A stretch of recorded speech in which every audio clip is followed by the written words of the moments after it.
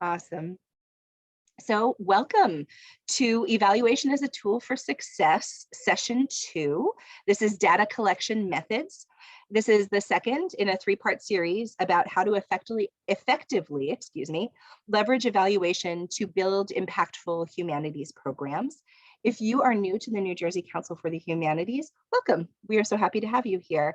So we are the state level partner to the National Endowment for the Humanities. We do work all over the state of New Jersey. And in a nutshell, our work is to support and advocate for the public humanities here in New Jersey. This series is part of a program we run called In the Weeds. In the Weeds is a capacity building and skill building series for organizations that do humanities work and the people within those organizations who do that work. Today's session on evaluation is going to be facilitated by me. My name is Gigi Naglak, and I'm the Director of Programs here at the New Jersey Council for the Humanities, and my wonderful colleague, Montrell Sanders. You want to introduce yourself, T? Hi, everyone. I'm Montrell Sanders. I am a PhD candidate at Rutgers Camden, and evaluation is my passion and my specialty. So I'm really happy to be able to share my knowledge with you all today. It's good to see you. Awesome, thanks. Session 1 was about 2 weeks ago. I know a couple of you had already joined us in our session, but if not, that session focused on planning for evaluation. So how you can think about evaluations, prepare your evaluations, determine what your priorities to evaluate are, and especially how you embed evaluation in all aspects of your program planning and implementation. We were focusing on logic models as an effective tool to help plan evaluations. And I can't emphasize enough how critical that planning step is, because evaluation can get very unwieldy very quickly if you're trying to do everything all at once. And then everybody just gives up and says, forget it, we won't bother to evaluate anything. Don't want that to happen. So if you missed session 1, the recording and all of the materials we shared through it are now available on the New Jersey Council for the Humanities website at njhumanities.org/program/in-the-weeds. If you navigate under the programs tab, you'll find it there under past programs. So everything we're doing within the weeds is on that page. You can always go back to past programs, see what's coming up next, and even make a suggestion for in the weeds topics we might be able to cover in the future. We'd really, really love to hear what kinds of skills and capacities your organization or you personally are interested in developing that we might be able to help you with. So today, we're going to be focusing on how you're collecting data. Definitely we'll put that site in the chat, happy to do so. Today we're going to focus on how you collect data once you have determined the central questions of your evaluation. So I hope you've come here today with a project in mind that you would that you can actually work on, so that this time here is not just sort of theoretical for you, but is actually helping you to build out an evaluative process that will be useful to you in your work, in your daily work. So the only caveat I want to make before we really dive in deep is that evaluation is large and evaluation is complex. We are absolutely not going to be able to cover everything in an hour. No chance. Oh, thank you so much, Nicole, for sharing the link. And what we're going to do is, and what we're really focusing on this time, is very tenable evaluation methods, right? How you, as a non-specialist in evaluation, since we really only have one evaluation specialist in the room with us here today, nonetheless, all of us end up having to evaluate on a large and small scale. So what's the simple things that you can do to help you gather more data and understand the impact of your projects and who is being impacted positively from them? It's always beneficial to bring in a professional evaluator whenever you can. And we're always happy to help you try to find somebody who's a professional evaluator. But really our focus in this series is how you can develop basic skills that will help you evaluate your programs. So with that, I'm going to turn it over to you, Mr. Montrell Sanders, to please, soon to be Dr. All right. As she stated, we're going to look today at different methods for evaluation, So the last time, like she said, we focused on logic models and how to use those to create your evaluation or your roadmap, as we called it. But today we're looking at what to collect and when to collect. So as we've stated, at this point, you've created your roadmap and you have a good sense of what your program outputs and outcomes are. But now you're wondering, what should we do? So from this point, you have to decide what to collect and how to collect this data. And this is largely going to be influenced by that logic model or some other evaluation plan that you have. Sometimes when you get a program, maybe the organization is giving you the program has some things that they want to collect. So whether it's your logic model or predetermined evaluation methods, these are what you're going to look to see when and what to collect for your data. So for today's session, we have divided these methodologies into two types: interactive methods and observational methods for evaluation. And so these tools, instruments, and techniques, and when to use them. Interactive methods, as it sounds, really look at methods that involve you interacting with your program participants or other organizations that are working with you. And so these are going to come in the form of surveys, focus groups, and interviews. Now, this list is not exhaustive. This list is not, oh, I'm sorry. My computer's doing weird stuff. So this list is not exhaustive. There are other methods that you can use, but for this purpose, like we said, this is something that you can do quickly and easily to help you evaluate your program. So these interactive methods, they really focus on the impact the program has had on your participants. And they rely on gathering written or verbal feedback from participants. And these can be done over long periods of time. So they can be done during your program, they can be done immediately after, and they can be done years after, depending on the info that you want to collect. They largely rely on your quantitative or numerical or qualitative, your verbal data that you're looking to get.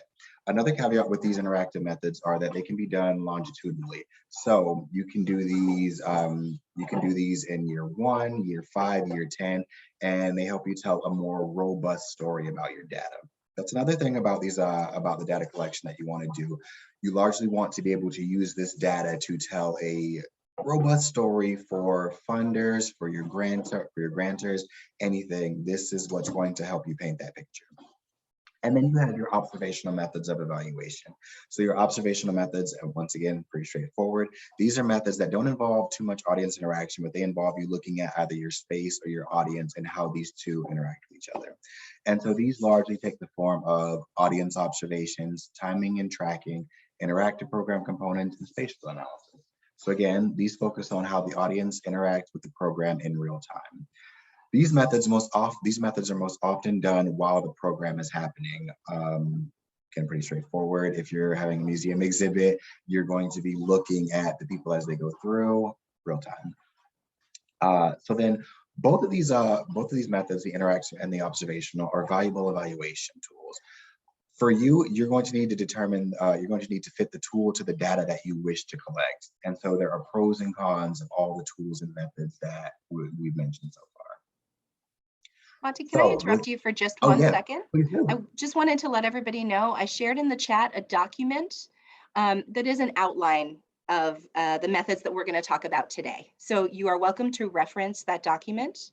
I know sometimes I like to take notes, so this might be a good way to not have to type quite as much as we're going through them. We're also going to, this worksheet will be available on the In the Weeds page on the website as well later, and we'll send it out to everybody who registered as well. So definitely, absolutely, you're welcome. We're happy to have that sending out to you, and you'll have it for ongoing reference or to share, or to crumple up and help you light a fire in the evening, as you wish, if you really hate evaluation. There you go.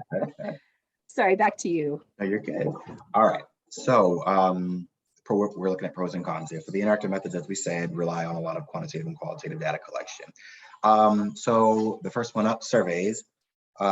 Surveys allow you to easily collect large amounts of data quickly. So with that, you can, surveys used to be, you could do, with surveys, they used to be largely mail out surveys or surveys that you do in person. But with this transition to the digital landscape, you can, surveys can go out through emails, QR codes, they can be shared on social media. Like you can get your surveys out in so many different ways. They usually allow you to collect large amounts of data because you want to send them to a large amount of people. Within our world, within a program evaluation, it's a lot easier to get, you have a larger response rate with surveys because you're normally working with smaller groups. So if you have like 100 people come through, or if you're doing them in real time, you get these surveys back pretty quickly. For other like research purposes, when you do surveys, you want to send out 1 million surveys, not a real number, but like a large amount of surveys because the response rate is normally low. So luckily for us, we have a high response rate. The only cons to surveys though is that you lose out on the deeper understanding of how participants felt about your programs. So you do get that large amount of data, but if you ask a question about how someone liked this program and it's on a scale of 1 to 5 and they give you a 1, you really don't get to understand why they felt that way. You can put the line there where they might be able to write it in, but even then, most people aren't really going to write you a large paragraph as to why they really didn't like a program, unless like you offended them in some horrible way, which I doubt that any of you would do that. So surveys, again, large amounts of data quickly, but you lose out on that deeper understanding. Focus group, they allow you to interact with a group of people and hear about their experiences with the program. So that's the pro to that. With a focus group, you would gather 5 to 10 people because you don't want it too large. You want just a smaller group of people so that you can talk.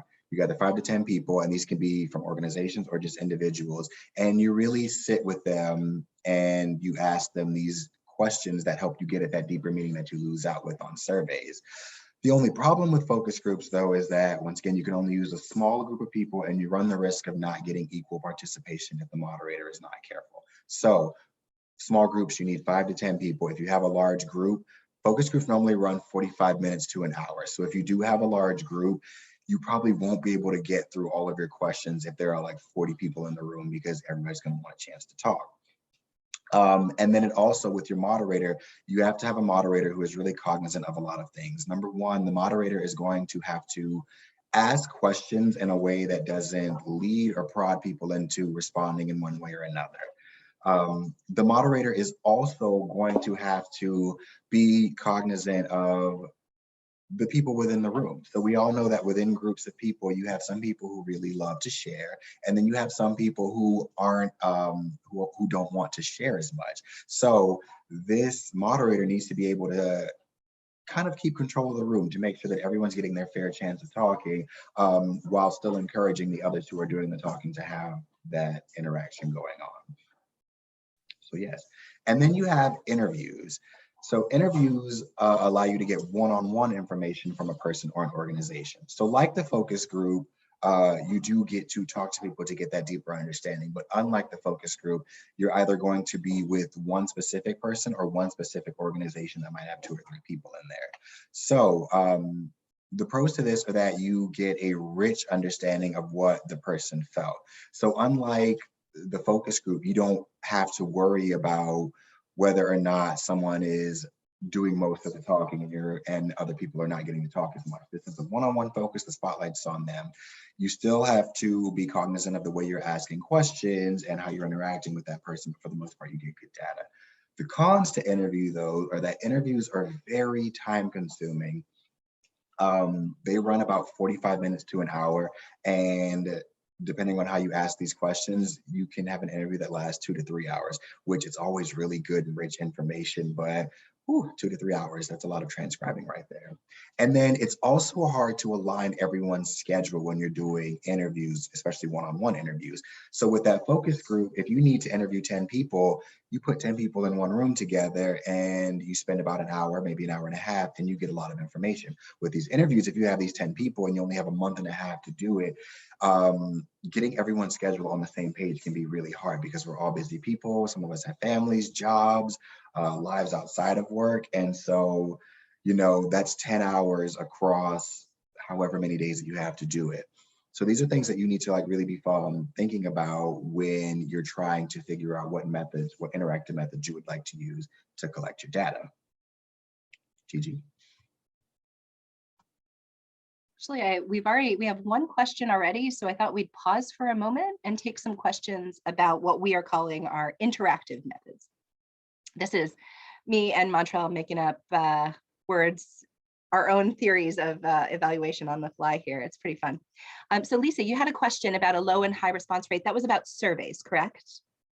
Yes. Okay. So yeah, with the low and high response rates are just basically how many people will return your survey.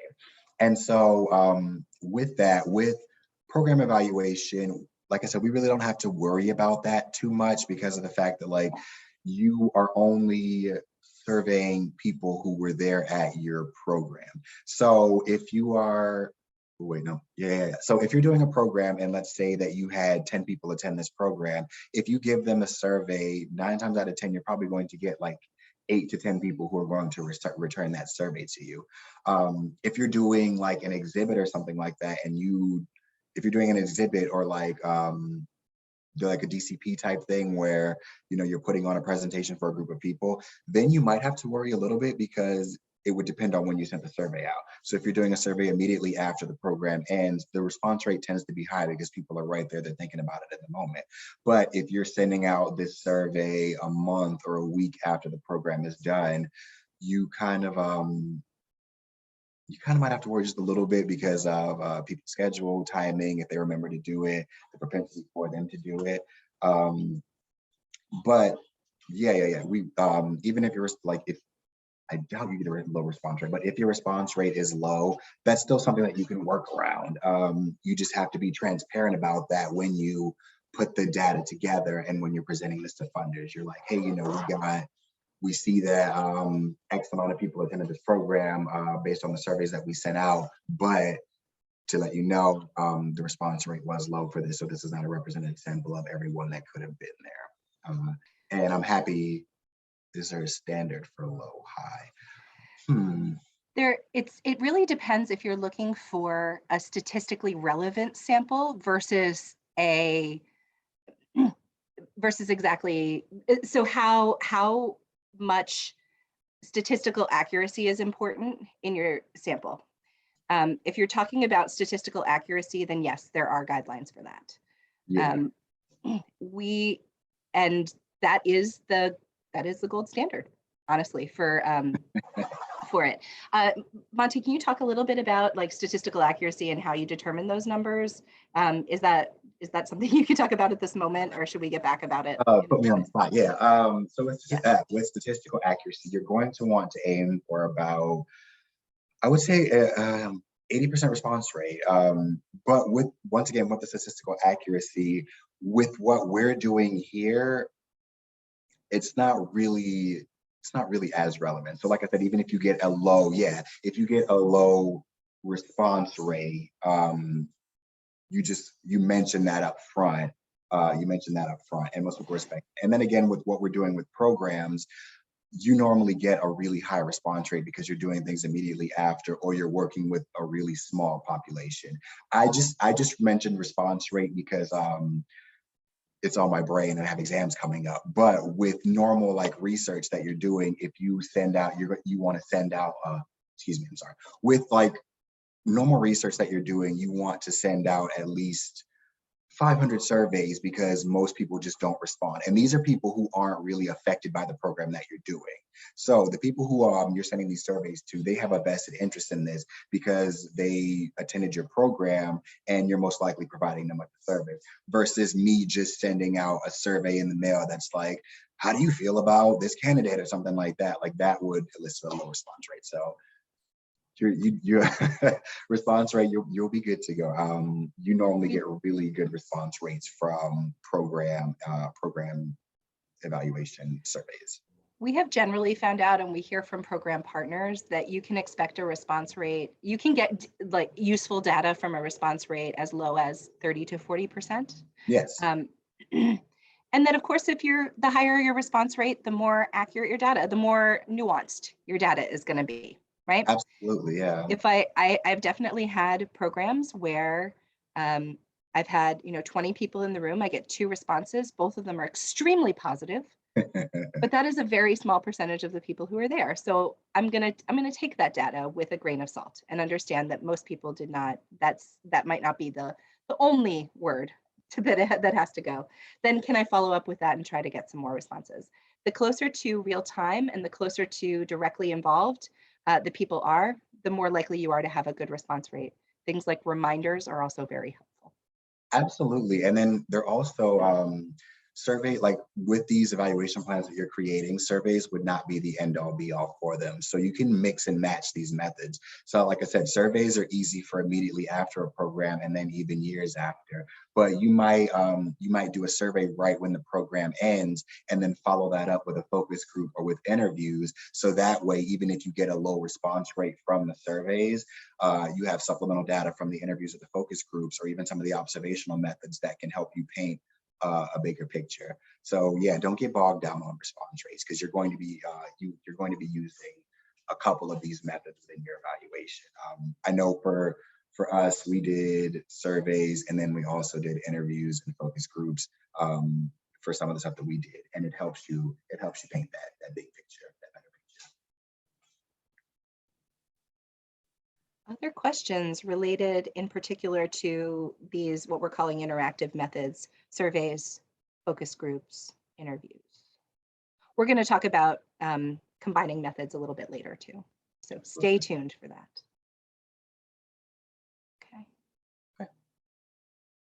Okay, well, this is definitely not the last chance you have to ask questions. So keep them in mind, put them in the chat if you think of things as well. I'm going to talk for a moment about observational methods.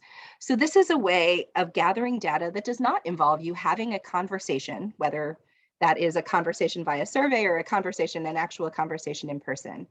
So what we're calling these is observational methods. These are particularly good for understanding how an audience is interacting with a program in real time. And in physical space. They're commonly used, for example, in museums. I come from the museum world. Prior to being at the New Jersey Council for the Humanities, I was in museum education and public engagement for almost 2 decades, actually, and we used these kinds of methods a lot. They are not exclusive to museum work, I should mention that. So they can really be helpful for you in a lot of different ways. I think about these often as being like, how can we gather some data without having to tell people that we gather data? Because I can tell you for sure, I'm sure you've experienced it, that surveys and focus groups and interviews are so helpful, but people get burned out on them. And they don't necessarily want to take the time to fill out your survey, or, can't find an hour to come and have an interview with you. It can be more complicated. We definitely benefit in our interactive methods from all the ways things like Zoom and conference calls and QR codes and all that stuff, but it requires an investment of time from anybody who's taking it. So this is, how can I gather information, even if I'm not speaking one-on-one or two-on-one with individuals? Okay, so these can be particularly helpful if you have very specific questions or are figuring out where you might want more information. So this might be a first step and in helping you to determine where you might want to dig a little bit more deeply. So I'm going to talk about a few different methods and how they might be applied. Let's start with visitor or audience observation. So this is very simply looking at a group of people who are assembled, or a single person or whatever it is, and seeing how they behave, how they are made up, etc. This can be used to collect everything from demographic information to observing behavior. It is really, really, really important in this that whoever is actually doing the data collection has very clear guidelines on what to observe and how to report it. For example, when you're talking about demographic information, if you are doing this observationally, you are using a best guess, and you have to, again, Monty was talking about how you have to understand the limitations of any data that you're collecting, right? If I was to go through, I can pretty accurately make a count of how many people are in a room. It's a little harder if I want to determine race, gender, age, right? People have asked me if I am my daughter's grandmother on a regular basis. I think it's because I have gray hair. I've had gray hair since I was 25. people mistake my age because when they observe me on especially from a distance, perhaps they make an inaccurate observation. So really critical in this part, and for all aspects of evaluation, I think we could say, it relies on really good training and clear guidelines for the people who are doing the evaluation. Related to this, another type, a more specific type of observational data is called timing and tracking. And this is this is a big one that's used in museums, although I've seen it in other places as well, but really has to do with spatial awareness. So this is designating to someone to watch how someone moves through a space. And how long they might spend doing any particular activity in a space. So for example, in the museum world, when I helped to open a museum in 2008 in Philadelphia, one of the first studies we did was a timing and tracking study to see how people moved through the space, literally physically moved through the space, and where they were spending the most time to get an idea of what kinds of things were perhaps most interesting people. So we discovered, for example, the way that the exhibit was laid out and the logic behind the curation of the exhibit was we anticipated that people would move into the space and then go to the left. Unfortunately, we discovered that people came into the space and went to the right.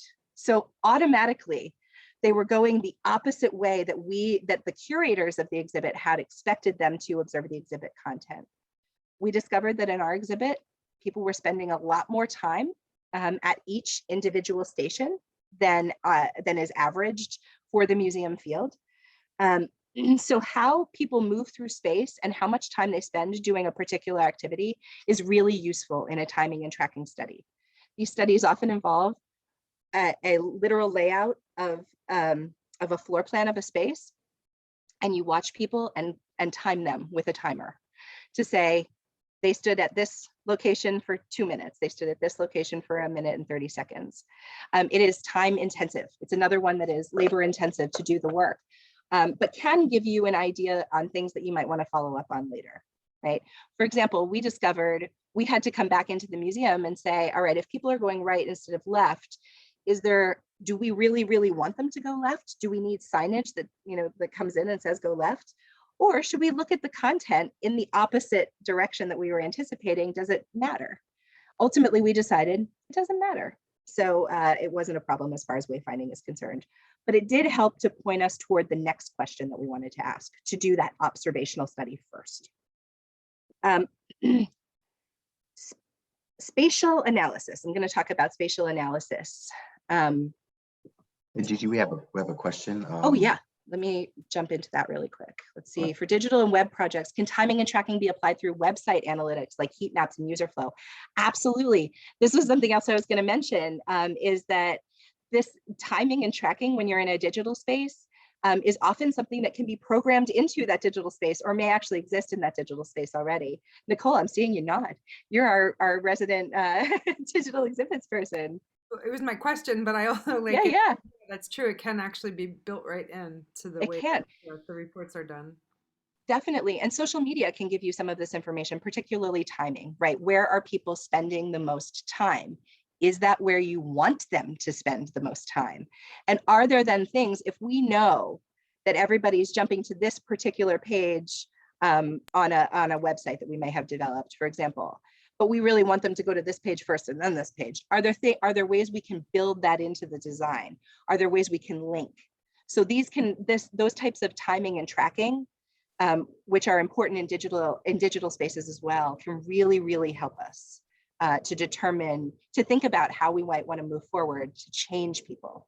Yeah, Google Analytics to track readers. Yeah, there's definitely limits to Google Analytics. It's hard to get too much data from it alone. There are specific, this is one of those areas also where the basic information that you can get through Google Analytics might point you to other questions and might require a more robust study later that might require a professional to be involved in this. Did you have anything else you wanted to mention or ask about that, Nicole? I don't really have time to do that actually. Yeah. I just do it periodically. Yeah. So it is good to see that people are, for example, dwelling and reading and not just leaving. But if you know of any other more robust tracking programs or websites or anything like that, I'd be interested in learning about them if they require a payment or something. That's a great question. I am not familiar with them, but I'd be happy to follow up about it later. Monty, do you have anything that comes to mind for you immediately? Not at the moment, but if I think of something, I'll definitely throw that in for our resources. Thanks. Yeah, and we're happy to add that into the notes that come out of this as well. I know a couple of people who could answer that question, who are much more vibrant in the digital space than I am, who can likely answer that question for you. Happy to. Thanks. That's a great example though. Yeah, those digital spaces that we can often get a lot of information based on, if you want people to sit and read, if they're immediately navigating away from your page 30 seconds later, chances are they haven't read it. That gives you information, right? You may not know why yet, but it helps you to determine what your next step will be. That's an excellent example.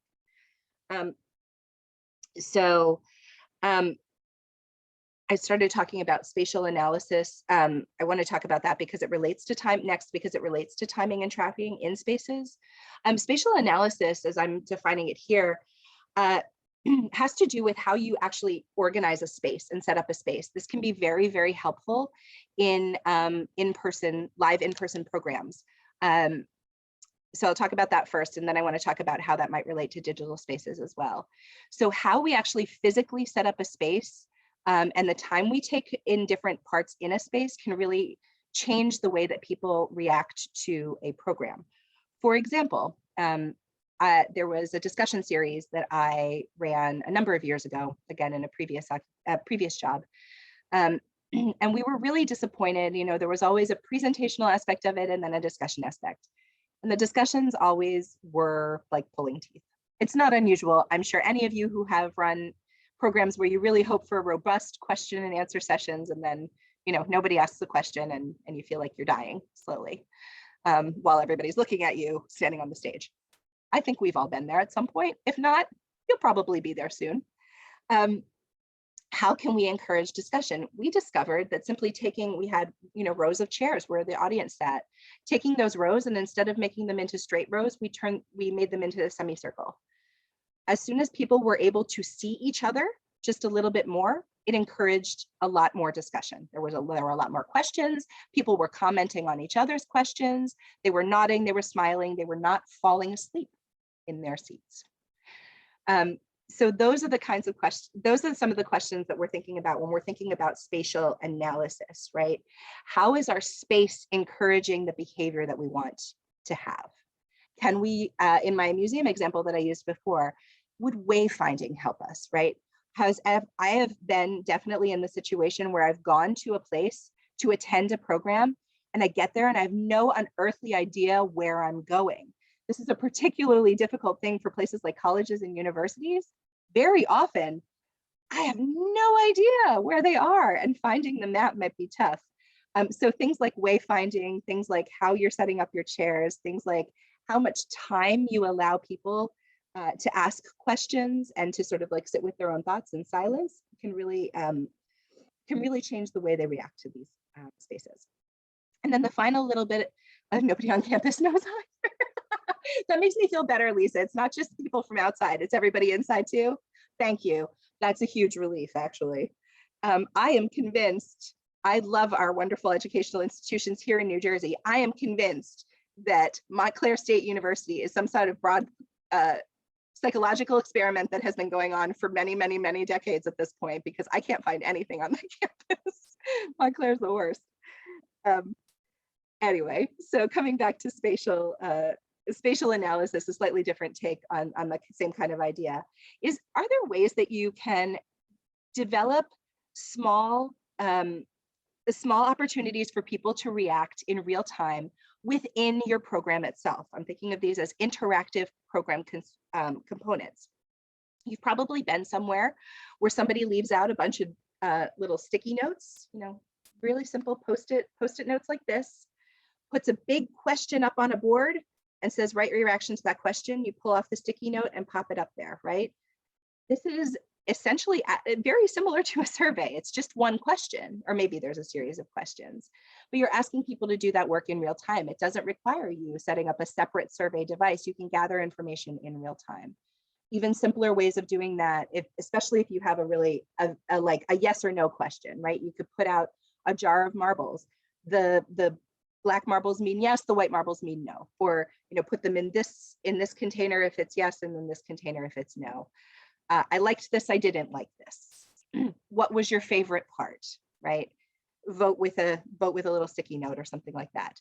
Can you put really simple questions out there that enable people to write very simple and quick responses that can gather some limited data from you without having to go into the time and effort that comes from a survey, a focus group, things like that, or that might help point you to what you really want to delve into if you're gonna take the time for that. One of my favorite examples that I like to use, there's I'm from Philadelphia, so I have all these Philadelphia examples. I hope that's okay.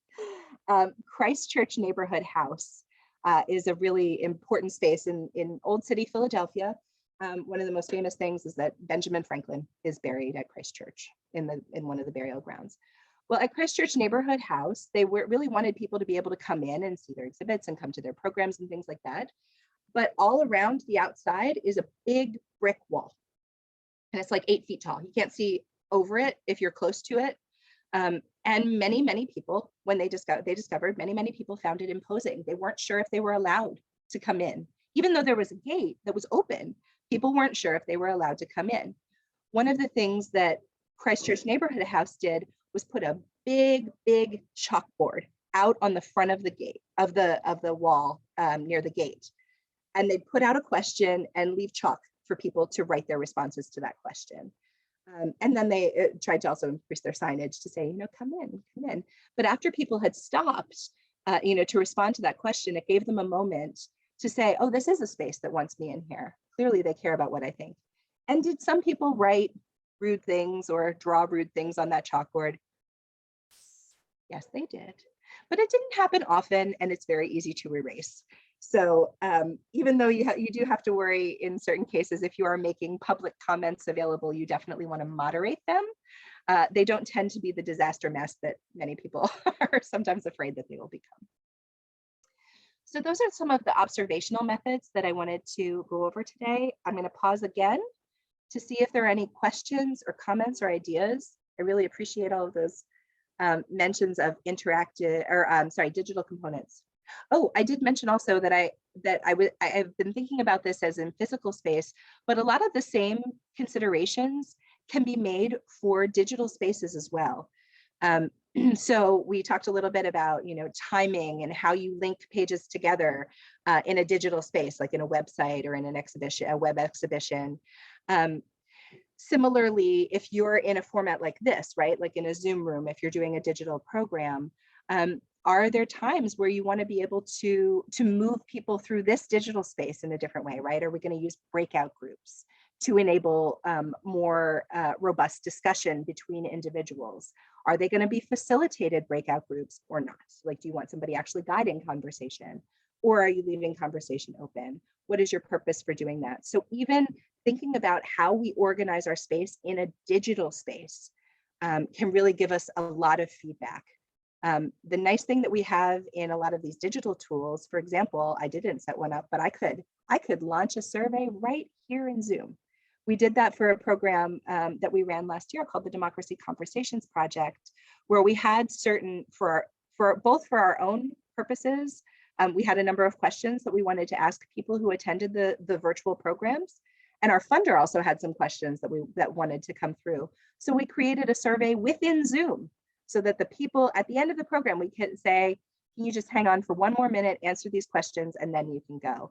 It meant we had much higher uptake than we would have had if we had emailed everybody after that, after the program, to ask them the same questions. We had response rates at like 75, 80% instead of response rates at 30%, which is what I probably would have expected, 30 or 40%, if we had emailed out a survey later. So that was really useful. And it's a tool that already exists within your software if you have Zoom, for example. I'm really going to stop talking now and leave open the opportunity for questions or comments.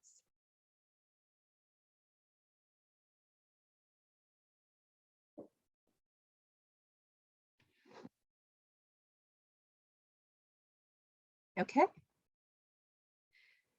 So definitely any questions or comments that come up, definitely, hop in, unmute yourself or throw them in the chat. But I'm going to turn it back to Montrell to talk about mixed methods and hybrid methods. Yes, absolutely wonderful. I'm falling in love with observational methods. This is something that I'm like just recently finding out about, but like when I found out about the spatial analysis, it blew my mind because like, wow, the way we set up space is something that's important that we should pay attention to. And it's so interesting to think about, So Montrell comes from a public policy and public affairs background. I come from a humanities and arts background. So ways that we've learned from each other in thinking about methodologies that are particular to our distinctive areas. There's so much overlap between these things, but yet our areas are distinctive, has been really, really cool. And yes, Nicole pointed out in the chat how this interacts with accessibility is huge. We're going to be talking about that a little bit more too. Oh, absolutely. Yes. I love it. It's so cool. Anyway, I can nerd out on evaluation methods all day long, but we will keep moving. So mixed methods and hybrid methods of evaluation. So this is mixed methods and hybrid methods. Mixed methods are when you take one or two methods, either all interactive, all observational, or a mix of interactive and observational methods to create a more robust methodology. So we had a long conversation about response rates earlier. And again, that's how you can get around low response rate is combining another method with that. So, again, you could do a survey immediately after, or like a year after a program, but you could also supplement that with interviews, focus groups, some spatial analysis, some data and timing tracking, any of these things to paint a more robust picture. Oftentimes, this is really where the field is moving, and what people are doing is these mixed methods because they want that more robustness. Because each method has its own limitations to it, you really want to try and gather as much data as possible. And that's again why it's important to think about the timing, what you have time for, and what methods would be best to use. Focus groups coupled with an interview, focus groups coupled with focus groups coupled with the audience accompaniment. Like these are really cool things that can happen. And so so an example of a hybrid methods are methods that inherently have these mixed method components built into it. So accompanied visits are one that comes to mind because you're working with the population to determine a time and date they will be given a tour of the exhibit. So you can create talking prompts ahead of time. You're also interacting. Oh, you okay? You're also interacting with them as the program is going on. So you're getting like a little bit of data in that realm.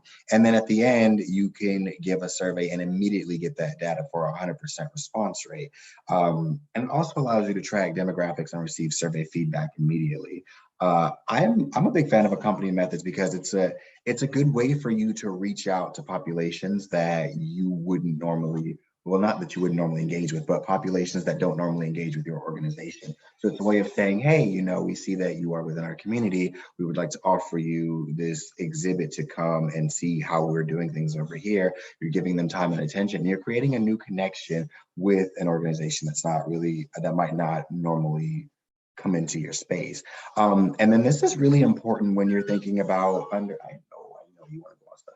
This is really important when you're thinking about underrepresented populations that are within your community, because just like with the example of the church that has the big brick yard, some spaces, these underrepresented populations they're not really comfortable in it. They don't really know if they're allowed within this space. So an accompanied visit is a way for you to reach out and say, hey, we see you, we've seen you around, we would like to give you this visit so that you can come and see what we're doing. And it breaks down that barrier because, sometimes that's all you need is someone to say, hey, you're welcome.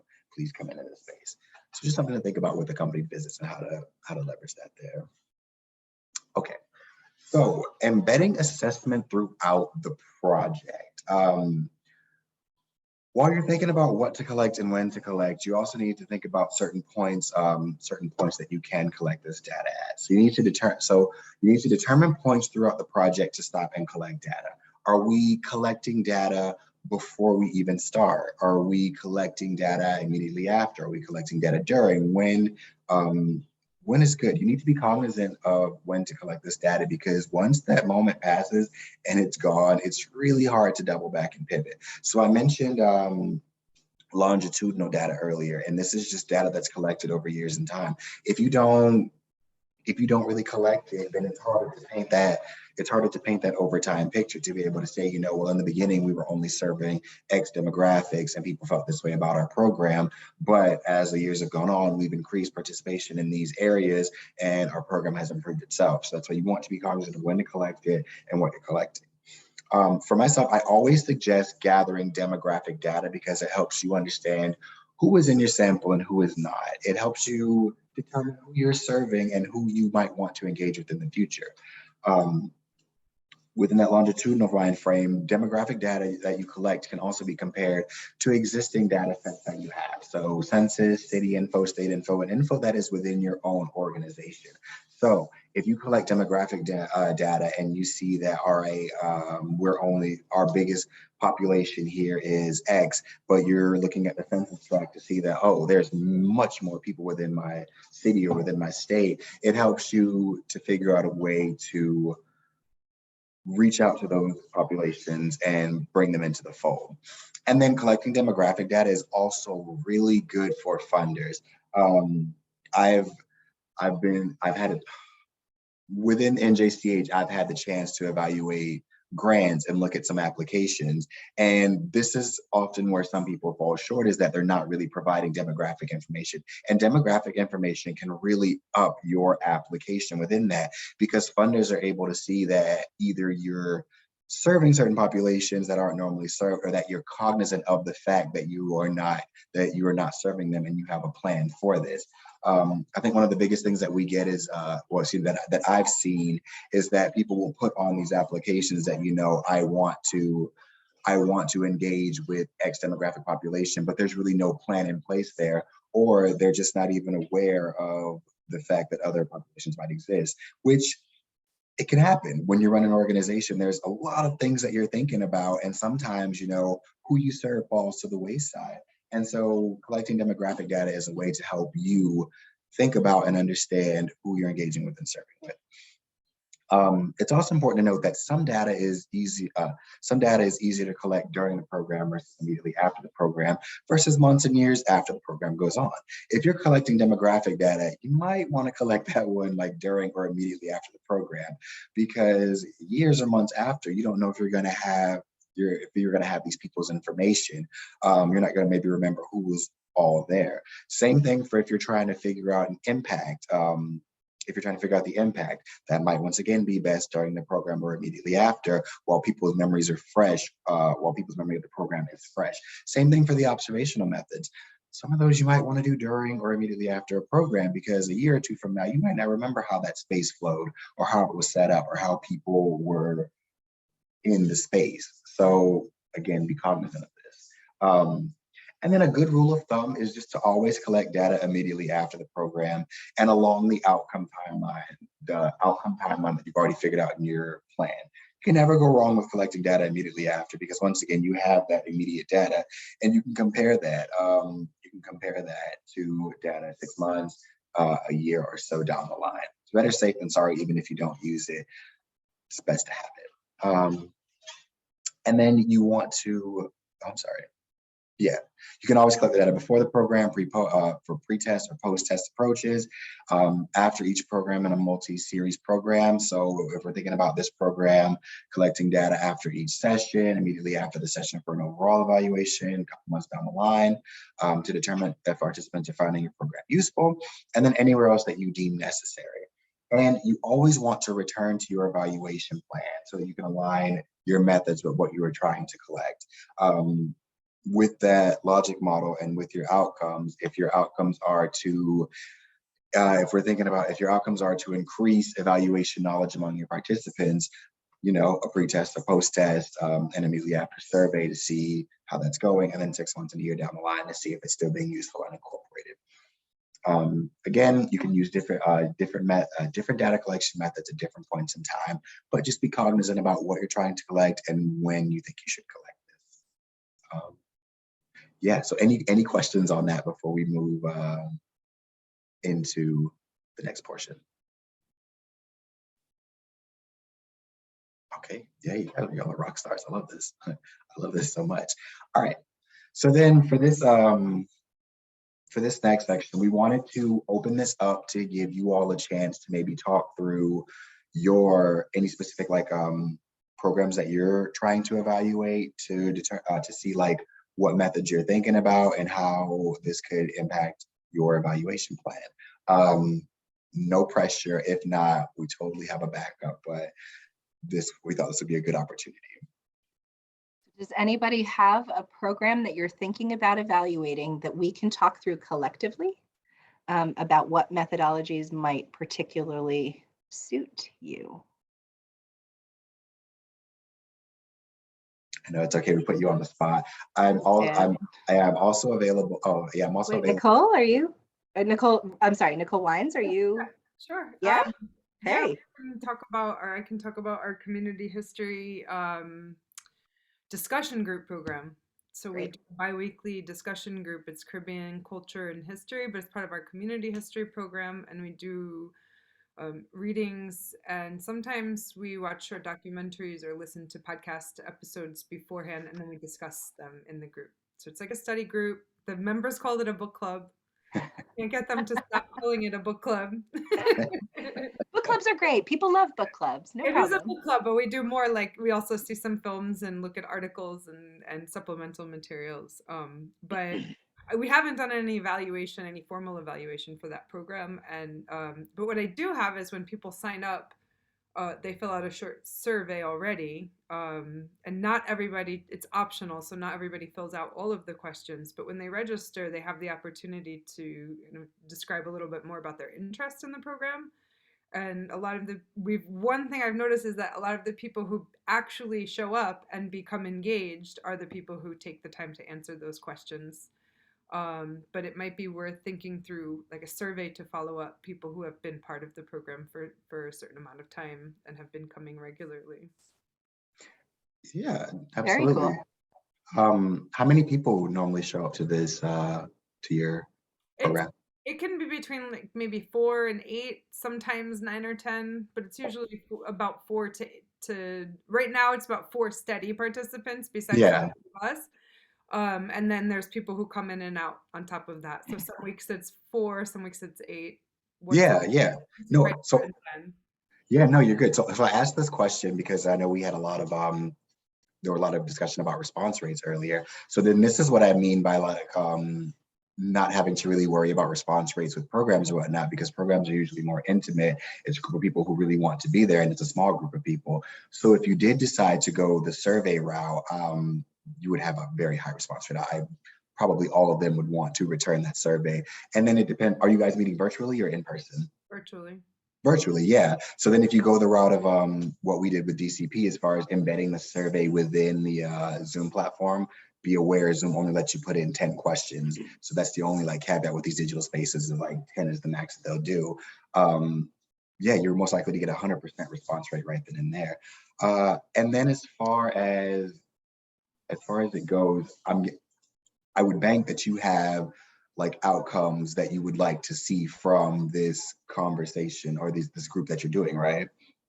Yeah, I think it's mostly what Gigi said, and that's why I thought of it, that knowledge building. So that's why I think that using surveys could be a good evaluation tool. Oh yes, absolutely. So yeah, so then that right there would inform the survey questions that you would want to use. But you could also because it sounds like they're a group that knows each other and is comfortable with each other. You could also go the route of the focus groups, to where you just bring them together and be like, hey, today we're going to take maybe 30 minutes out to really talk about the impact of this program, how we can improve, all that good stuff. Because, while surveys are good, because I don't really know the time schedule of everyone and their commitments, that focus group might really be impactful for you to get that deep understanding of what this program is doing for people and ways that you all could improve But usually when it comes to like improvement type stuff, surveys they're usually a lot better because it's anonymous, so people don't feel bad giving many criticisms, which it sounds like they wouldn't have that many, but you never know. Maybe they want different material. Maybe they want to see something else incorporated into its speakers. Just the opportunity to improve upon. So yeah, I highly implore evaluate, and that one seems like a really quick grasp. And then you also have the chance. Oh, I'm sorry. Go ahead, Gigi. So I was going to ask also, Nicole, you mentioned you do a pre-survey. So this is another, as far as knowledge, like tracking knowledge, that's an interesting, right? Ask before, do the thing, ask after, right? Have I built any knowledge? And then sometimes it's asking immediately after versus later. So I'm curious what you're asking in your pre-survey. It's not a lot. It's really a registration form, but they have the Right. opportunity to just expand on why they're interested in the program and their interest in Caribbean history and culture. And the ones who expand on it, like I said, are the ones who generally end up showing up. But I could also rethink the registration form to include a couple of short questions, not the long form answers. Sure. But be able to be able to compare it to once somebody's participated 5 or 10 times, maybe, so that they, Yeah. kind of. But even in those pre-questions, are those questions helping you to shape your program content? Yeah, because we also do tell them that they can make suggestions for content that they would like to discuss. It's not meant to be just what we lay out or design, but we do have it open for members to make presentations or suggestions as to what material or topics they want to talk about. So it sounds like that's a really effective evaluation methodology. Do you agree, Monty? Like you're getting information that you need to create a good program that is responsive to the needs of your audience. Yeah, and I think it's a good idea if they're doing the pre-survey already, like embedding those questions within there. What time do you all normally meet? 7 p.m. Oh, that's a good time. Yeah. I was gonna say, yeah, 7 p.m. is a really good time. Everyone's normally off work. And then it sounds like you're also getting that demographic information to see who you're working with. So yeah, I really like that. I really like that. Yeah, just add a couple questions in from what from your plan already about what you're trying to see, or sit with them or something like that. But yeah, a little bit more would be great. I love that. I think what's really important here too, Nicole, is that you've thought through what information you want to collect, right? What is important to you at this moment, right? Right now this is a new program for you. You're figuring out what they want and what they need. So you've limited, Monty talked about this too, like you need to limit what you're asking in any evaluation for it to be effective, right? Absolutely. So you're connected really to your program goals. You've connected the evaluation that you've already started, right? This little just a quick registration question. Amazing how that can really have enormous impact.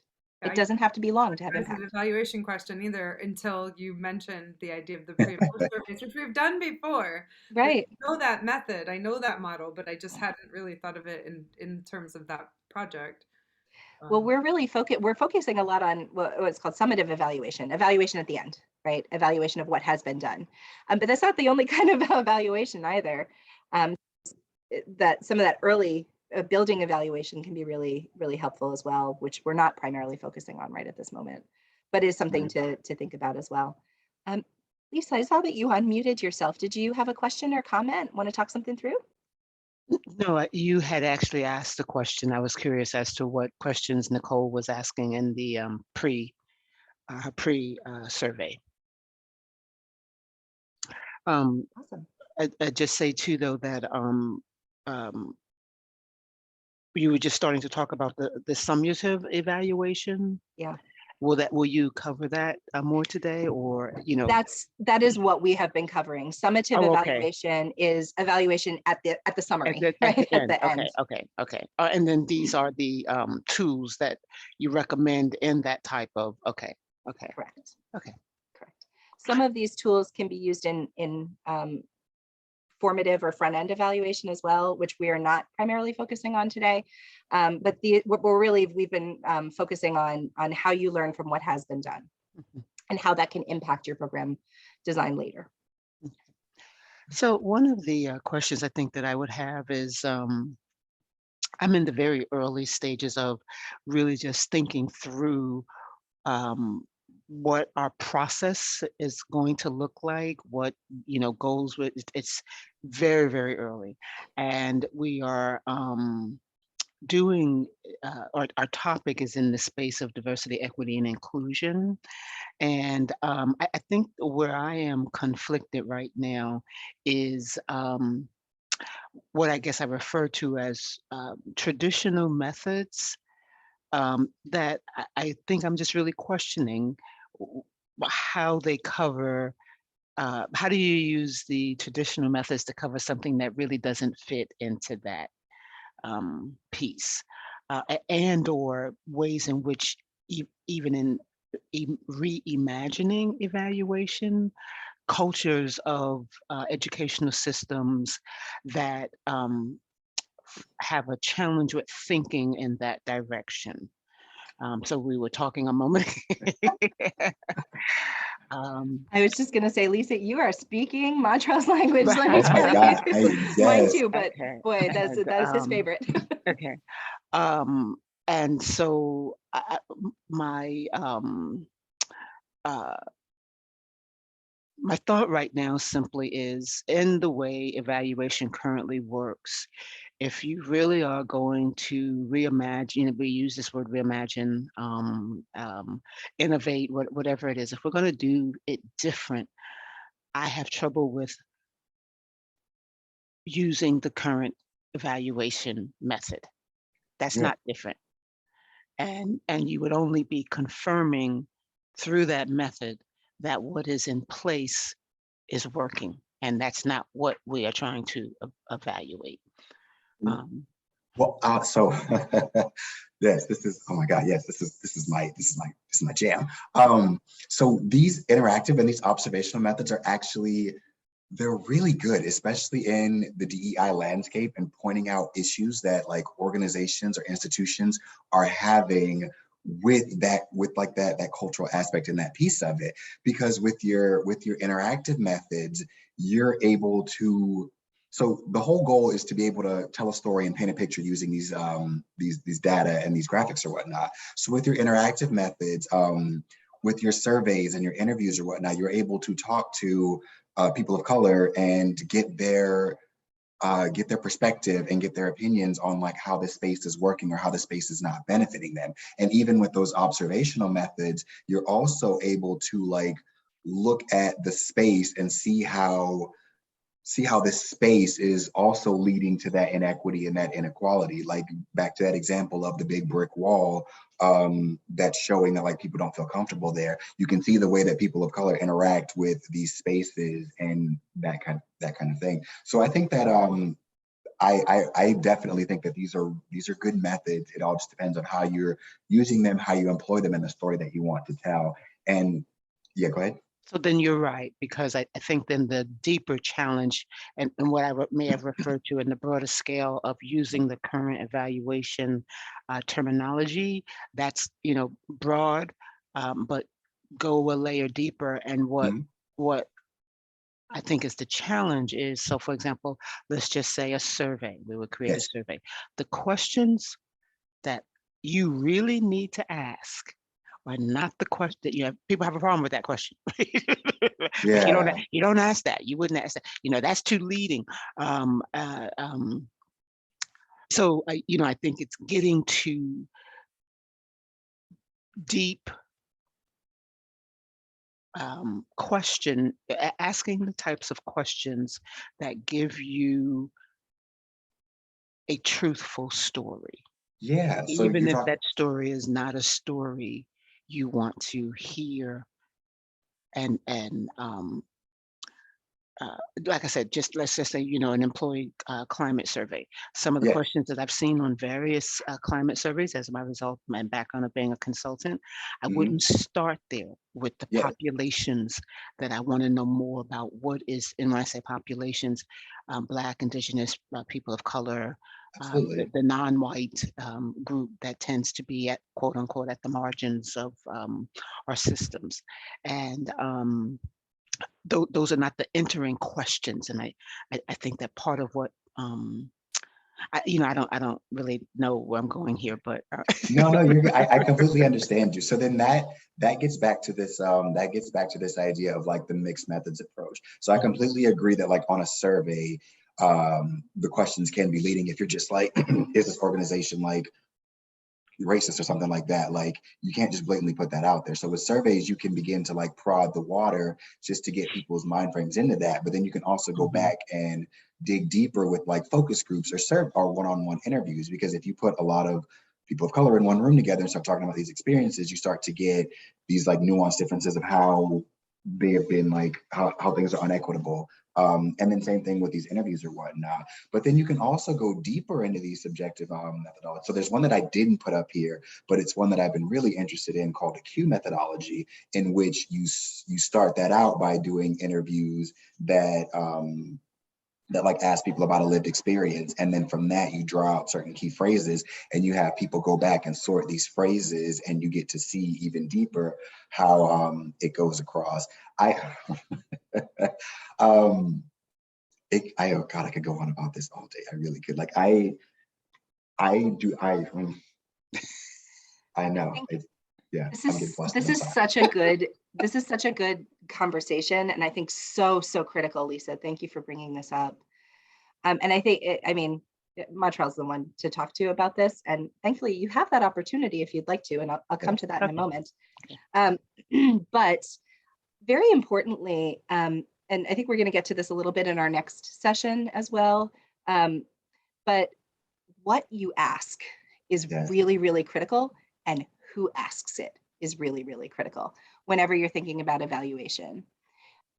Anonymity is often very helpful to get, like if your response is coming in anonymously, then people can sometimes feel more free to say whatever they think, to speak very honestly.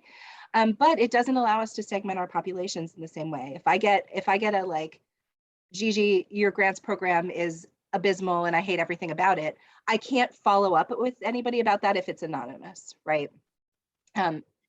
So there's real value, as Monty was saying, about gathering people and asking them for their lived experience, but then it's how do we create a space that is safe to do that, where there's not, and that may, so being careful in designing your methodology around that is really, really critical here. So that's a lot of discussion. I think when we're thinking about designing evaluation methodologies, that's where we need to devote our time. Okay. Whether it's a survey or a focus group, just on its surface, it seems like an easy question, but actually, who do we really want to know? How do we really want to gather this information? What information? How is it going to serve us? Are really important questions. That's why we talk a lot about planning and identifying. Yeah. And so to that, I'll say this, and I appreciate the opportunity to talk in more detail with you and Montel. So I guess I sense like there is a, when it comes to evaluation, it's the, we want to believe, particularly on this topic of DEIJ, that we're someplace that we're really not where we are. And and so, that I think shapes a lot of what gets approved around what can be done. So that's where I think I just struggle in terms of just sorting out, what the methods, and then the methods are the methods, right? But then how you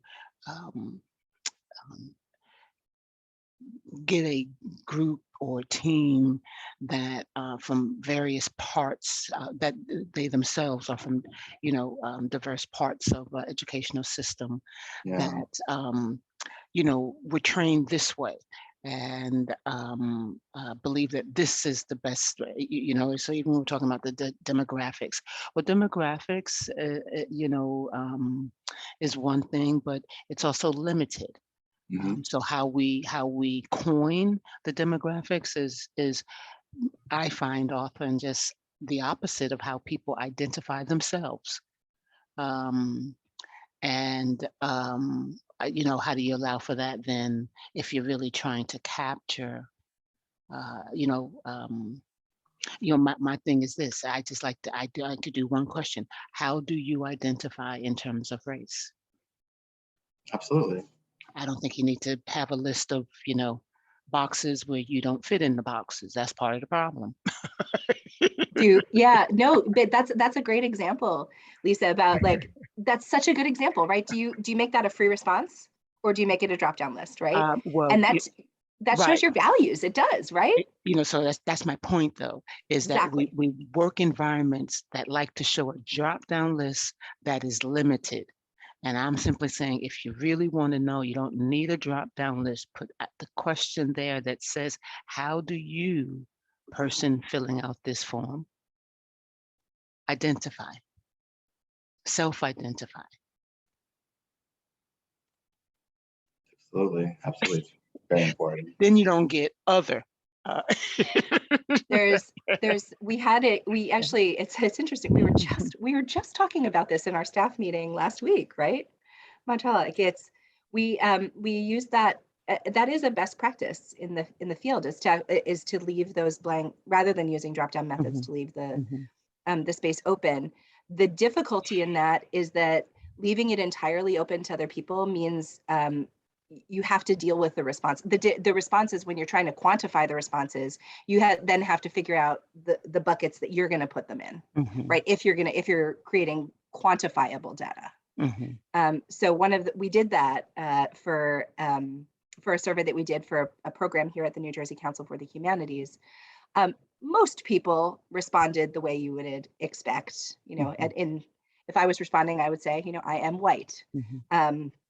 That's easy to put into a box. The people who responded human, what do we do with those? So there is complication sort of on both ends of that too, of like, how do you then interpret the data at the end of it as well? Monty, did you have anything to add about that? No, you hit it perfectly. Yeah. Yeah. But the last thing that I'll say is that, like, I understand the hesitation, but like, the data doesn't lie. And that's why these methodologies are like really important to think about, especially in the DEI landscape, just because of the fact that, like, yes, some people come from like different demographics and different departments or whatnot. But when you have this data here that completely paints a story, like, some people just don't know, or like, you get around that because you're like, here's concrete proof and data that shows that, like, this is what's going on in this department. Yeah, absolutely. But yes, we will definitely share emails. I'm just going to wrap up this presentation real quick, and then we will do that within that. So then, the final point of this presentation: considerations for effective evaluations. You cannot evaluate everything. It's best to keep a narrow scope. You're going to want to try to, and that's okay, because I fall into the same trap of wanting to know every single thing. You know, just keep it narrow, keep the scope narrow. I'm even worse, Montreal, because I want to know everything right now. So everything right, all at once. Yes. And then be realistic with your time, your budget, and what the methods will allow you to collect. Focus on what's important for understanding programmatic impact and reach, and connect that back to your program goals. And then be flexible and ready to revise. This evaluation plans are an iterative process, because you run into different things. It's a living, breathing document, because people change, events change, circumstances change, and you need to be able to pivot with that in order to have the best evaluation possible. And then have a contingency plan in the event of changes. Just have something ready. You know, you might want to evaluate all this. We'll talk more about that in the next session, about what success looks like around different areas and different people, but just have a contingency plan in place. Yes. Okay. Awesome. Gigi. So we are out of time, I'm afraid. In fact, we're a tiny bit over time, but I do have a couple of things I just want to share really quick. our last and final session in this is sort of taking all of these ideas, right? We have about planning, about methodologies, about questions, and try to pull it all together. We're going to be creating our evaluation. So again, if you're coming with a specific program in mind, and you're able to join us 2 weeks from today, please do bring your program with you. We'll be working very deliberately on in real time on trying to help you think about questions and think about how you're actually going to do this work. If you have not already registered, it's May 24th. It's 2 weeks from today, and you can get the link. I just put it in the Oh, right. Oh, yeah, there. That's actually directly in Eventbrite. And then there's information about all the In the Weeds programs and links back to the recordings and the resources. The recording and resources for this program will be up probably tomorrow, maybe Thursday, definitely by the end of the week, as soon as I have time to download everything and get it back up onto the website. And are there any, I hate to cut this off in the midst of such a robust discussion, because Lisa, I think these questions you're asking are so, that's the hard part, right? We can figure out how to make a survey. We can figure out how to get people to respond to it, but to ask good questions are, oh, the Eventbrite link says registration is already closed. Oh dear, I will fix that. Thank you very much. That is definitely an error. It is not already closed for sure. Sorry about that. Please go back to it a little bit later today and register again. And then the last thing I wanted to mention is that we are offering one-on-one sessions to talk through your specific evaluation questions. And you can basically sign up, actually this way when I'm on my screen, sign up for a meeting with Mr. Montreal Sanders to really get like deep in the weeds, specific to your program, your interests. So definitely reach out to, the best way to schedule that is to reach out to Monty directly. And I'm gonna put his email address in the chat. Let's double check that I spelled the word humanities right. So you can reach out directly to him to schedule that meeting anytime between now and the end of July, which is when his internship ends. I'm going to put my email address here in the chat as well. I am also available for questions about evaluation, about New Jersey Council for the Humanities and our programs, and certainly about our grants and how evaluation connects to our grants programs. So that's all we had. If anybody has any additional questions, please do speak now. I'm going to stop the recording for this moment. It's been great to have you. Thank you for joining us.